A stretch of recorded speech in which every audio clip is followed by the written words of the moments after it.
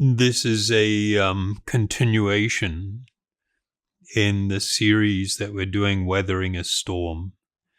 And tonight I wanted to talk a little bit about anxiety and dealing with anxiety.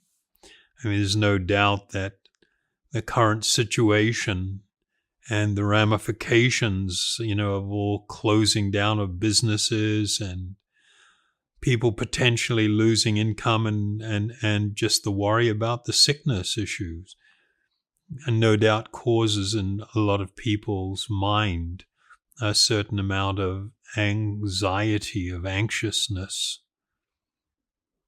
And so in order to deal with that, it is a little bit helpful to understand what is sort of driving anxiousness. And we're talking about it broadly, of course, on a deeper level, there's more coloration or variation. But on a broader level, I can remember one of my spiritual teachers, Jagat Guru Siddhaswarupananda, speaking many, many years ago just about anxiety from the Vedic perspective. And they look at things in three fundamental categories. One is when we desire something, whether that's an object or objects, whether it's an experience, even something like recognition, relationship, it can be any one of a infinite variety of things. When we fundamentally desire something, with it always comes an anxiety. The anxiety that maybe I won't be able to get or what I want or what I desire. And so even though a person may be very driven and trying to accomplish some goal and wanting to do something, whether they recognize it or not, they are carrying with them this huge load, this anxiousness about whether I'm going to be able to achieve or accomplish things, even in spite of having a very positive attitude or whatever. Then you have another category when people feel that they have something and that is somehow threatened, that they could potentially lose something that they have, or a person, a relationship, a status. It can be even, the youthfulness of the body. And it is infinite number of things that we could be contemplating. And there is always going to be this anxiousness of losing that. What if I lose it, or if I do lose it? And so this really permeates our life, and we're often unaware of how much anxiousness we actually feel about things. Then the third category of anxiousness comes when you lose something of importance to you, something that you hold to be important. Then it's already gone. And so then there's this feeling of anxiousness accompanied with, what if only I hadn't have done that, or if only I had have done that, or if only they hadn't have done this thing or that thing. So it's kind of quite extraordinary when we look at things from the perspective of whether when we're setting out, we have a desire to accomplish or to achieve or to have or to own, possess, experience something, when we already have it, that which we were desiring, and then finally when it is lost. In all three of those situations, I'm feeling anxious. And so it's kind of like, whoa, that's pretty amazing if I really want to look at my life and look at it quite deeply. And I recognize that, this anxiety is pretty much always there. Of course, at certain times in our life, it rises to the forefront more. It's like a bigger issue, a bigger deal. And so, if I recognize that it's always there, but at times when I feel, even more threatened than normal, or there is some, like the current situation, there is some situation or something that's occurring, and it becomes a little bit more pronounced. It generally becomes more pronounced because we feel the inevitability of not being able to get something or losing something, and then the anxiousness of having that gone and wishing it hadn't and wanting it back. If we think about what we're going through in all of these situations, and we think about it within the framework of what we have been discussing with these different lessons, then what it does is it brings things much more into focus. The first lesson that we dealt with, this too shall pass. So we can apply that in any one of those three categories, where we're feeling some anxiousness because we want something and we're afraid we may not get it. When we have something, we're afraid that we're going to lose it. Hey, you are going to lose it sometime or somehow, somewhere. You are going to lose things. That's the very nature of life in the material world. Things don't last. There is going to be, often there's going to be change. Things that we have this tremendous desire for that which is permanent, and we're trying to fulfill that, desire or this attachment to the things which are permanent in a world which is temporary. So right there, we're setting ourselves up for conflict, internal conflict, because it means that we're not really accepting the reality that in due course of time, everything is going to pass. It will all fade away.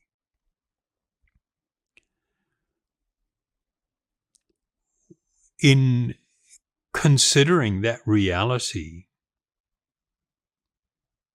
and then now looking at the other lessons that the next one we dealt with, I think it was the next one, with the serenity prayer. This idea that this praying for the courage to be able to accept things that you cannot change. The fact that we live in a world of change and everything is coming and going. If I am able to actually accept that peacefully within my heart, that this is simply the nature of this world, this is the nature of life within this body and within this world,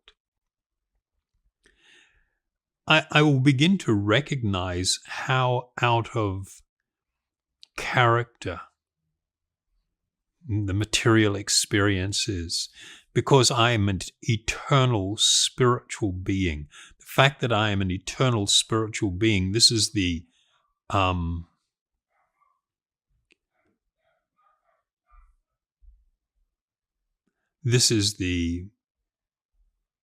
driving force for my desire for permanence.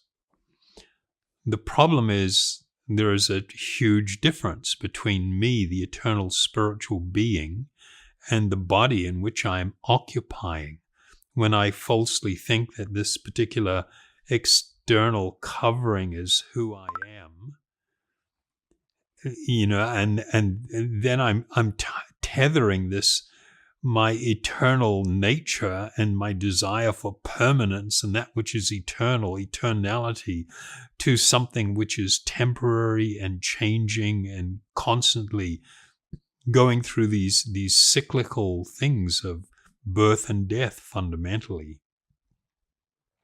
And so that's setting me up for unhappiness.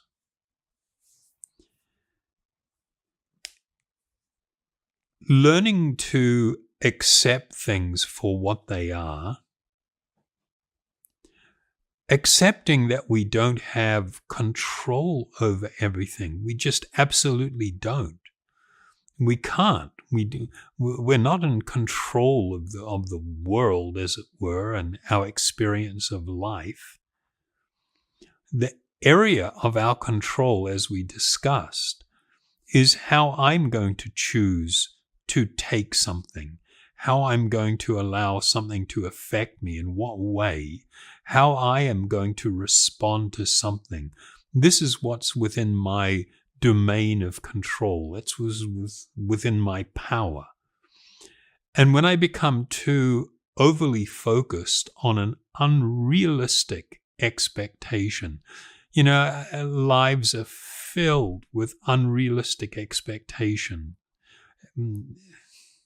Everybody likes to, develop all these unrealistic expectations to live happily ever after, to have perfect relationships, to have a perfect little life. I'm sorry, that's not the reality. That's not the reality of things. That doesn't mean our life needs to be difficult, it needs to be sad or unhappy or no. But the more we come to actually embrace and accept things as they are and for what they are, the greater the possibility for us to be able to find some actual peace.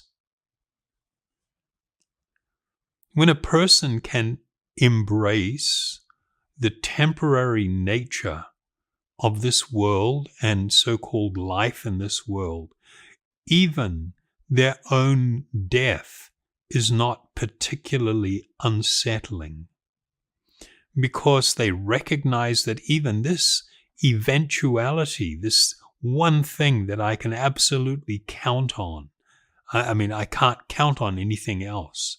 This one I can count on, that I will face this experience of death. But when I am armed with this deeper spiritual understanding of my eternal nature, and the fact that I, intact, complete and whole, will leave this body behind, makes that experience something which is not at all terribly frightening or really disturbing. One can face this event with tremendous grace and peacefulness because they are finding their security somewhere else. In order to feel always to be in a position where I can experience security and peacefulness, I must be residing, if I can use that word, within, my eternal spiritual nature. I must be not only convinced of that, I must be experiencing that reality and embracing that completely. And in embracing that and realizing that the desires of the mind, the desires that we develop, this, things related to this world, we may or may not achieve things. Things will come, they will go. Even if we attain stuff, we cannot, hold on to it. There's nothing more sad than seeing an old boxer who's, couldn't probably fight his way out of a paper bag. He's just like old. And then somebody, hey, champ, how's it going? He's just, just going through the motions, as it were, of, like being the big fighter. We have that tendency. We want to cling to these moments of youthfulness and strength and vigor. And we're not really actually accepting the reality. We cannot stay. Our bodies cannot stay in that condition. We can't stay in that place, in that space. If we take the previous lessons that we've talked about and very thoughtfully apply them to our life, particularly when we are experiencing some anxiousness or anxiety, what it does is it brings a perspective. And it actually makes it so that you can accept things for what they are. That you are not unrealistically seeking to try and control or change that which you cannot control. And instead, you are going to this place within, reconnecting with my eternal spiritual being, who I actually am. And of course, the practice that makes that experience, it magnifies it, makes it increasingly real, is the process of meditation. Many people, in some of the places that we run, particularly the mindfulness meditation classes and things, when we introduce them into this chanting, it's just amazes me that it doesn't matter what country, and I've done this in so many different countries and with people from different socio-economic sort of backgrounds and all different varieties of ages and men and women, everyone, that people feel this like they have been touched in a very special way when they hear this chanting. And the more a person can actually open their heart and take this spiritual sound in, it's not uncommon to see people even cry or a tear glide down their cheeks from a feeling of relief and of joy. And we just don't appreciate the load that we're carrying around, like I mentioned earlier. Whether we're desiring something, whether we already have it, or whether we've lost it. In all those situations, we are in anxiety. And it's always like we don't realize how much anxiety that we're carrying around. But in these moments of meditation, when a person can become more open their heart and embrace this eternal spiritual sound, what it does, it begins to help us to become more perceptive of our eternal spiritual nature. And this is a place where we can actually find joy, where we can find shelter, where we feel completely protected like a little infant, a little baby in its mother's arms, feeling that it's completely safe. We can feel this way by engaging in these forms of meditation. So there's lots of things I can tell you, little kind of tips and tricks, as it were, to help deal with anxiety. But what I'm trying to do here, I'm not going to deal with all the stuff on the surface. There is this need to really get to the heart of the matter and to become, in our mindful meditations, just like last time we spoke, we're talking about learning to hit the pause button, to step back from moments of great, emotional distress, or just when we become overwhelmed or overflooded by some emotional response to something, to learn how to step back and allow that to pass before you start actually dealing with things, speaking, acting, making decisions. That same mindfulness and that same focus should be applied to these moments where I am feeling anxious. I can meditate on simple thoughts. I am an eternal spiritual being. As an eternal spiritual being, I cannot die. I do not die. Whatever happens to my body is only something happening to that which is external. That I can find shelter in that which is eternal and that which is spiritual, just as I am spiritual and I am eternal. Just simply meditating upon or repeating these thoughts, these fundamental truths, and at the same time listening to or chanting or singing these spiritual sounds can have a wonderfully profound effect on a person and really quieten the heart and pacify the mind and make it so that we can now begin to embrace the fact that this world is constantly changing and nothing will last forever. It doesn't.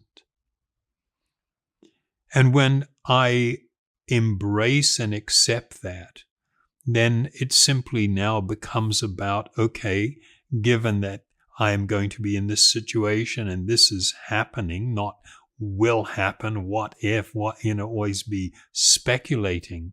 But when I am confronted, I can prepare a little, and when something unpleasant, difficult, sad, whatever happens, then it is, okay, what should my response be? How should I process this? How should I deal with this? And when I do that within the framework of the other lessons that we've already dealt with, then I will find enormous relief and comfort. And even in spite of encountering difficulty or hardship, still, I'm not in an anxiousness, I'm not in anxiety. So I really ask you to please consider these realities, consider these facts, and more importantly, attempt to apply this in your life. Once you begin the process of actually endeavoring to apply things, your life completely changes. Everything becomes infinitely better.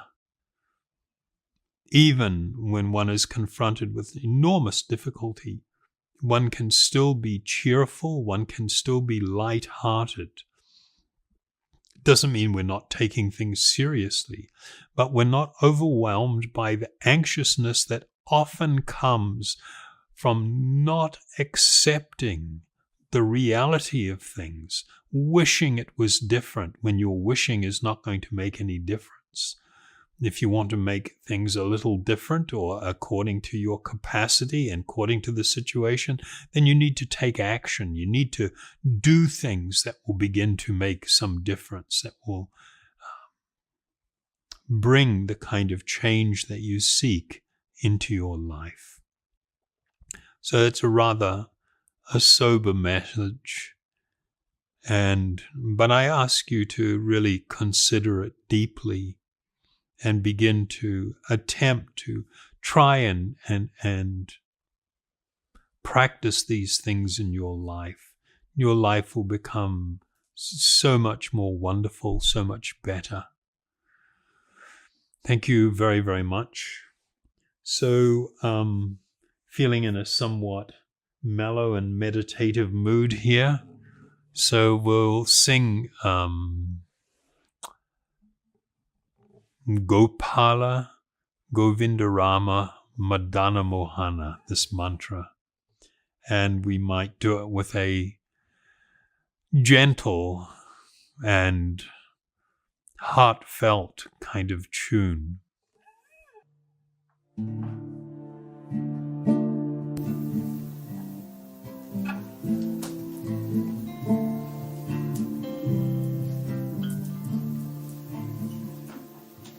Gopala Govinda Rama Madana Mohana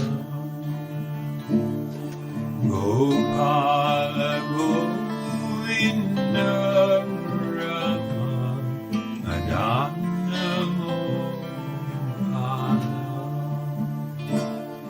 Gopala Govinda Rama Madana